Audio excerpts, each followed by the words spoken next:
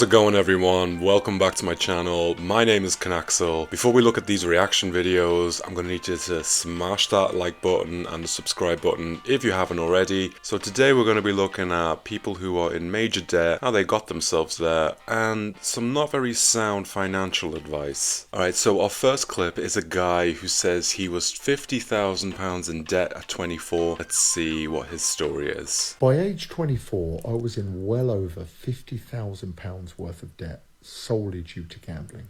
And so that I didn't have a mental breakdown day to day, I would carry this delusional belief that I could get myself out of it if I could just access enough money. I could win it all back somehow. And I was taking out loans, and every time I took out a loan, I would say it was to consolidate my other debts. And I never paid them off. The figure just grew and grew. Alright, so this guy has been in serious debt. He took out a loan from Marks and Spencer's just to cover his pre-existing debt. So basically, this guy is in that vicious cycle where robbing Peter to pay Paul to pay Piper. The list is endless. And it just goes to show that once you're in that cycle, it's really hard to get out. So he obviously has some residual trauma dealing with that whole incident. It's so hard to get out of the debt cycle once you're in it, because this is how banks make money. They want people in debt. The government wants people to be in debt. Let's continue. But at the same time, not let it clash with my mum coming home from work, who worked part-time, and every day she'd be in around 2:15, maybe 2:20 at the latest. So I remember I just flew out the door, sprinted down the M3 in the car, obviously, fastest I've ever driven, and get there, and he's not there. And then I'm sat there just thinking, he has to come soon. This process can't take that long. He can't sit on the driveway doing... So he's actually making up excuses, telling his boss he needs to go to the dentist so he can extend his time frame. And he also has to plan time for his mum to come round without her knowing that he's taking out a loan. So the amount of stress that this dude is feeling at this point, you'd be better off declaring bankruptcy, mate. It was no wonder that by the end of it, I was having panic attacks, couldn't sleep. Horrible experiences. So yeah, we just touched on that. The amount of stress that his nervous system must be feeling. This goes to show what gambling can do, right? So the gambling industry is probably one of the most regulated industries in the whole of the UK. And for good reason. To avoid a situation like this guy. Guys, I'm just going to start off my debt story by saying don't get in any, by the way, because it's not worth it. And now that my influence is done.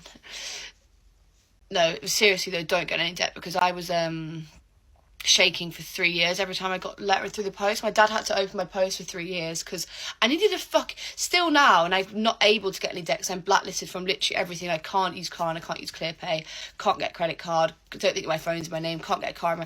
So for like 7 years I haven't been able to get debt, and I need the PTSD warning at the front of a letter, no debt, by the way, because it haunts you for life. It's so scary.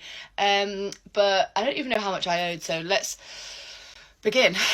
Mine started, and also if anyone has been in debt, I'm hoping someone can understand this, you get... Alright, so this girl has already been in debt. She says she's £19,000 in debt at 21. She's already one step further than the other guy we just saw. She literally can't sleep, she can't open her own mail. She freaks out as soon as there's a letter of any sort. She says she needs the PTSD warning, no debt. I don't know if they do that, but it might be helpful for people like her. And she starts off by saying, my advice about debt, don't get into any. She needs her dad to open her mail. That just goes to show the amount of stress. She can't sleep either. Yep, that's how it goes. So let's continue. A cycle of, well, I'm already in this amount, so a little bit more won't hurt, and I'm already in this amount, so a little bit more, a couple hundred won't hurt more, a couple hundred won't, and then you just, next minute, you've got £19,000 debt at 21. It's not worth it, and if you've got a fucked personality like mine, and then you will just keep thinking it's fine and fine and fine and whatever, and it's not. So mine started, oh god, she spoke for a minute, she hasn't even fucking spoke about it, come on. So, oh god, yeah, take longer. So I'm talking about myself. Mine started that I didn't apply for the tuition fee at uni, the £9,500 to go to uni. So after a year, they're like, you owe 9.5 outright. What do you like? I was like, what? Why have you not stopped me coming from lectures and going, you know, you haven't applied for this loan. Are you paying for this outright, by the way, 18 years old? Obviously not. And I'm blaming them as well. I am going to blame them. Oh, before people bark at me, I know it was partly my fault for being stupid. It is your fault. You went to uni without knowing if it was paid for or not. How is this anybody else's fault? The lack of accountability, I'm sure we're going to see more of that as well, is astounding when it comes to debt. I'm going to skip ahead a little bit because she rambles on for a bit how much debt she has and woe is me. So we're going to go to the end where she's summarising her debt and how she feels. The stress that I felt for this, guys, is coming from like a privileged place where I didn't have no way out. Worst case scenario, my dad could have helped. So I don't know how this feels with someone who has no way out. That's why I'm saying just don't get any debt, because I was stressed out my head and I had a way out, I guess. Debt is the worst fucking thing ever. It's so horrible. I was anxious all the time. I had nothing to show for. Alright, so Stressorella is completely out of her mind at this point. She can't sleep, she can't think, she doesn't even know what kind of debt she's in. But she is right on one thing, Klarna. Klarna is the worst. You miss one payment with Klarna, you're done. Buy now, pay later, biggest scam ever. Sometimes I wonder how people can afford to do things, and then I just remember they're in insane amounts of debt. And they just don't actually have that money. They're just in debt, in loads and loads of debt. And then I feel a bit better because I'm in relatively little debt, aside from my student loan. But that doesn't count. That's not real. That's basically a tax. So almost everybody is in debt at this point. So there's no need to worry about it in her perspective. And the student loans, I guess you can look at it more as a tax because it just goes off every month from your paycheck. So it's like an additional tax. With the 9% increase outright, in today's economy, 9% is a large figure. But we're not going to get into that today. We're just looking at the way people are handling their debt. Or not handling it. Mortgages in the UK are the biggest scam going. Let's just look at a typical mortgage in the UK. £200,000 house. Over 30 years, you're looking at around £1,000 per month repayment. Now, for the first 10 years or so of that mortgage, you're actually only paying interest in the majority of that payment. So, £1,000, you would be paying roughly £750 of interest, £250 towards the original £200,000 you borrowed. Now, this is the big part. The banks charge interest on the original amount you borrowed, the £200,000. So the longer they can keep that balance high, the more interest they can charge. Not fair really, is it? Yep, dude is talking a lot of sense. £1,000 a month payment, that's only if the banks decide not to raise the mortgage rates. If they do, and if you're banking on that £1,000 a month and it can't go any higher, you're screwed. Because what you're actually doing is loading the mortgage right from the start with interest. So for the first 10 years, you're hardly touching that balance. Doesn't seem fair to me, personally. Now, this is the real gripe for me. Once you actually pay your mortgage back, once you've finished your term over 30 years, you've probably paid close to £150,000 worth of interest on that mortgage. Almost the same amount of money as the original house cost you. How is that fair? And on top of that, if you want to sell the property, you have stamp duty. You have all these costs associated with it. So mortgages, really, you don't own the house, the bank own you. It's not fair. Not in the least. And that's the name of the game. Buying a house in the UK is just a complete rip-off. And a lot of people are starting to realise this as well. We see more and more people renting. The renters' rights reform just came in. This guy talks a lot of sense. So I borrowed in total £55,000. I've paid back around about £10,000. How much do you owe now? £72,000. Since graduating, I've been full-time as a doctor, so I'm now in my 4th year. Every month it comes out of my paycheck, about £250, roughly about £3,000 a year, and despite that it's still going up. There's a bit of anxiety about it, and I think it's very much shared between not just other doctors but anybody who's a graduate who's been to university. This thought that despite being in full-time education, despite pushing yourself, training, upskilling in your career, it's still just creeping up in the background, and there's not really an awful lot you can do about it. I'm quite proud I've got an investment in my education, and I'm proud to pay it off. I'm very happy with that.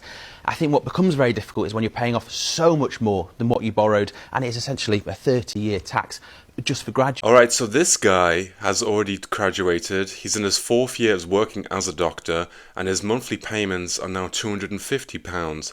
Bear in mind, this is after the increase from Rachel Reeves. Doesn't sound like a lot. Doctors are usually on the lower end of all the academical professionals in the UK. So for this guy having to pay off £250 a month, It's a pretty big deal, even on a doctor's salary. The unfair thing about this increase from Rachel Reeves is the fact that many professionals will be in an endless cycle of debt, even though they are professionals that any infrastructure and any society needs. So basically, they're being penalized for studying for 6-7 years. I get Starbucks in the morning. You get Starbucks every fucking morning? Every morning that I work.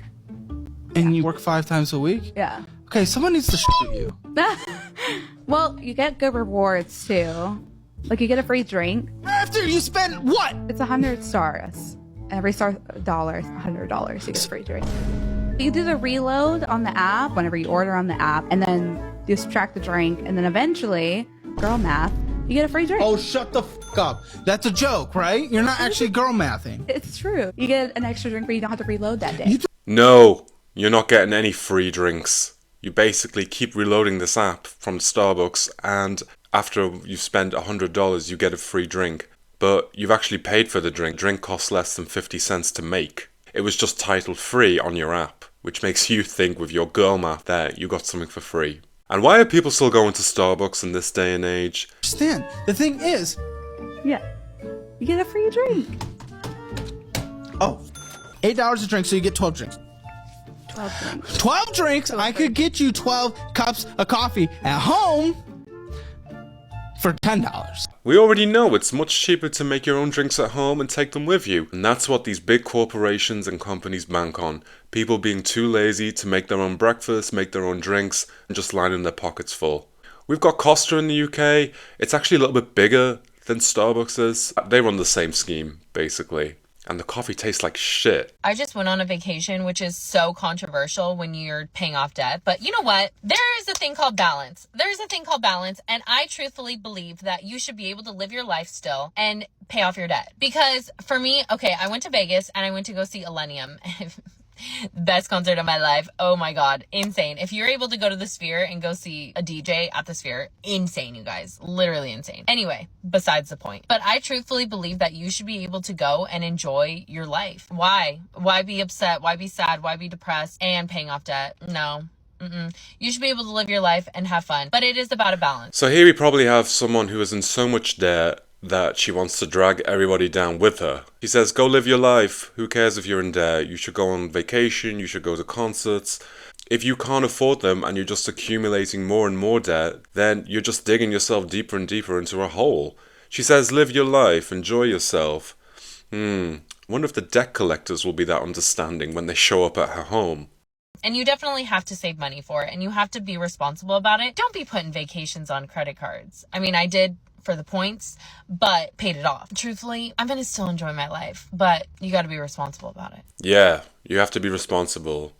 So responsible, in fact, that you still put vacations on your credit card that you can't afford. She said she managed to pay it off, but she hasn't even mentioned anything about the interest rate. All in all, she's so vague about how she's done this, I don't believe she's out of debt. They have to accept that not everyone can afford to go. It's Machu Picchu. Once in a lifetime.